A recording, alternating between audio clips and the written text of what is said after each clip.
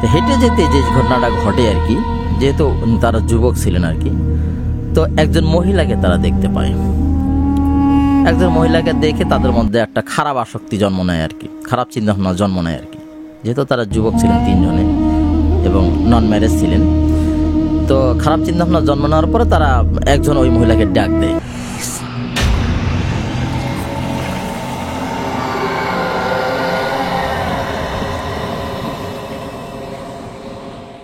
আমার দ্বিতীয় ঘটনা আমার আপন নানু ভাইকে নিয়ে, মানে আমার মায়ের যে বাবা ওনাকে নিয়ে আর কি, ওনার মানে যুবককালের ঘটনা আর কি, ইয়াং জেনারেশন, যখন তিনি ইয়াং ছিলেন সেই সময়কার ঘটনা।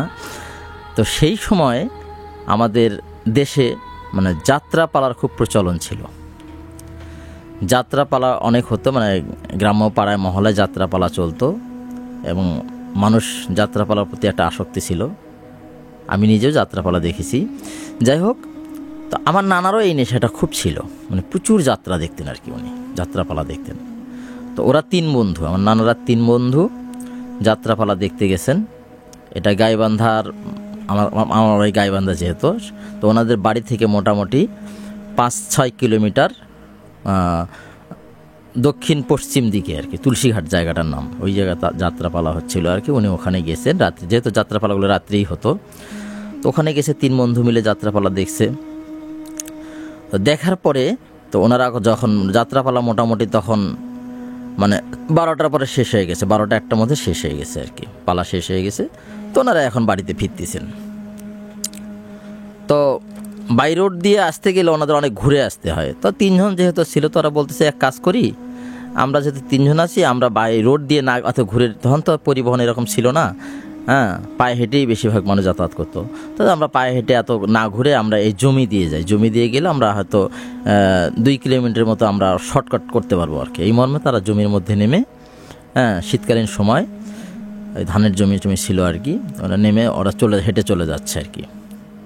তো হেঁটে যেতে যে ঘটনাটা ঘটে আর কি, যেহেতু তারা যুবক ছিলেন আর কি, তো একজন মহিলাকে তারা দেখতে পায়। একজন মহিলাকে দেখে তাদের মধ্যে একটা খারাপ আসক্তি জন্ম নেয় আর কি, খারাপ চিন্তাভাবনা জন্ম নেয় আর কি। যেহেতু তারা যুবক ছিলেন তিনজনে এবং নন ম্যারেজ ছিলেন, তো খারাপ চিন্তাভাবনা জন্ম নেওয়ার পরে তারা একজন ওই মহিলাকে ডাক দেয়, তুমি কোথায় যাচ্ছ এত রাতে, এদিকে আসো। তখন রাত মোটামুটি 2টার মতো বাজে আর কি। তুমি কোথায় যাচ্ছ, এদিকে আসো, আমরা তোকে বাড়ি পৌঁছে দিব। তো যখন এই ডাকটা দেওয়া হয়, তখন ওই মহিলাটি ওদের দিকে মুভ করে আসতে থাকে। কিন্তু মজাটা হয় তখন যখন ওরা দেখতে পায় যে মহিলাটা, এটা তো আসলে মহিলা না, এই তো মানুষ না। কীরকম, তার সমস্ত শরীরে চোখ, একে পা থেকে শুরু করে মাথা পর্যন্ত মানে চোখ, মানে এমন হয় যে আমরা টিভিতে অনেক আলোকবিম্ব দেখি না, মানুষ আকৃতি, এইরকম কিন্তু সে চোখগুলো ছিল জোনাকি পোকা যেরকম মিটিমিটি করে জ্বলে এবং নিভে, সেই রকম হাজারো চোখ তার শরীরের মধ্যে।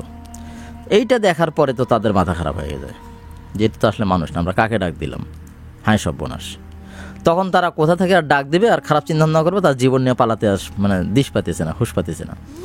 তখন তারা পালানো শুরু করে যে, এবং যত তাড়াতাড়ি সম্ভব বাড়ির দিকে মুভ করতে হবে। যেদিকে যায় সেদিকে সামনে দেখা যায় ওই মহিলা, যেদিকে যায় ওরা পালাচ্ছে, সামনে দেখে মহিলা, পিছনে তাকায় দেখে তা ওই মহিলা, মানে কাছাকাছি আছে। এটা তো জানে আজকে আমরা শেষ, এখন কি করব। পালাচ্ছে, মানে এদের যেটা মন্ত্রতন্ত্র দোয়া কালাম যার যেটা আছে আর কি, 2জন মুসলিম বন্ধুও ছিল, এরকম পড়তেছে, পালাচ্ছে। হ্যাঁ, না ওই মহিলা থেকে ছাড় পাচ্ছে না, রাস্তাও তো কম না, মোটামুটি 3-4 কিলো রাস্তা, সেই রাস্তাও তো কম না, দৌড়ায় কুল পাতেছে না। এক পর্যায়ে হয় কি, পালাতে পালাতে পালাতে পালাতে তারা একটা মানে কোন দিকে যাচ্ছে সেটা আর স্থির নাই, রাস্তাটা আসলে মুভ করতে পারতেছে না, যে আসলে বাড়ির দিকে যাচ্ছে না অন্য দিকে যাচ্ছে, সেরকম কোনো মানে তাদের না, তাদের বাঁচতে হবে, এটাই হলো চেষ্টা আর কি। এক পর্যায়ে তারা দেখে একটা নতুন কবর।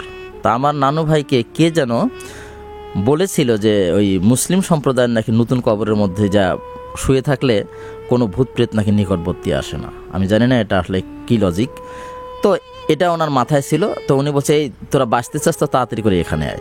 তখন ওই 3 জনে গিয়ে গুটিসুটি হয়ে ওই কবরের মধ্যে যা কবরের উপরে গিয়ে তারা পড়ে গেছে আর কি।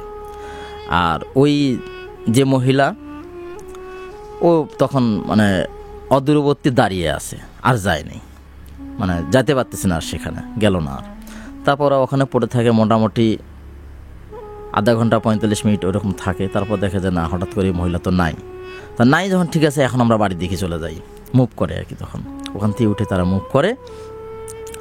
তো মুভ করার পরে তখন তারা আবিষ্কার করে যে তাদের বাড়ি ছেড়ে আরও উত্তর দিকে চলে গেছে প্রায় 1.5 থেকে 2 কিলোমিটার।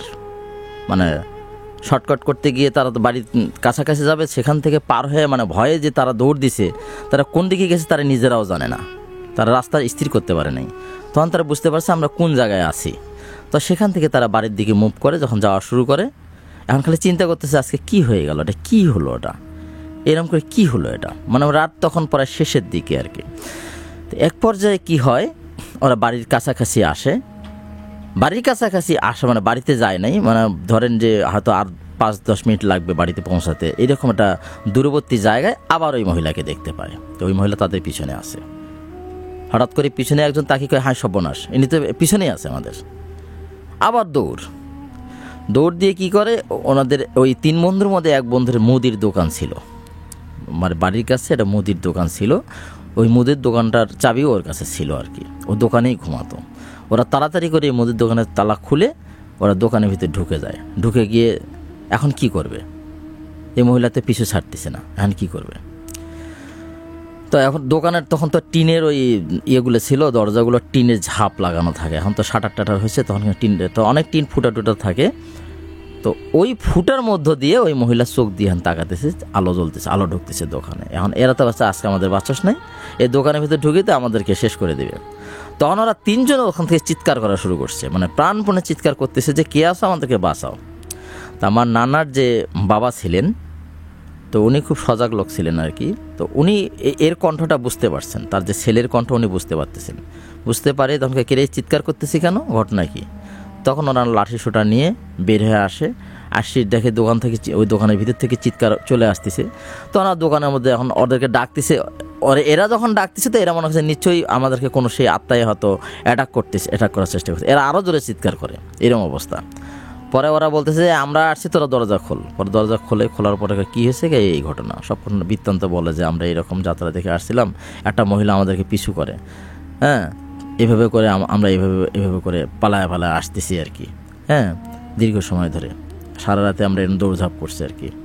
পরে যাই হোক ওদেরকে নিয়ে যা, বাড়িতে নিয়ে যা, ওদের যেটা যা করা লাগে, তাবিজ কবজ, পানি পরোটা, হাবিব যেটা খাওয়ানোর পরে যাই হোক সুস্থ হয় আর কি। এই ছিল আমার দ্বিতীয় ঘটনা, এটা আমার নানু ভাইয়ের জীবনের ঘটনা।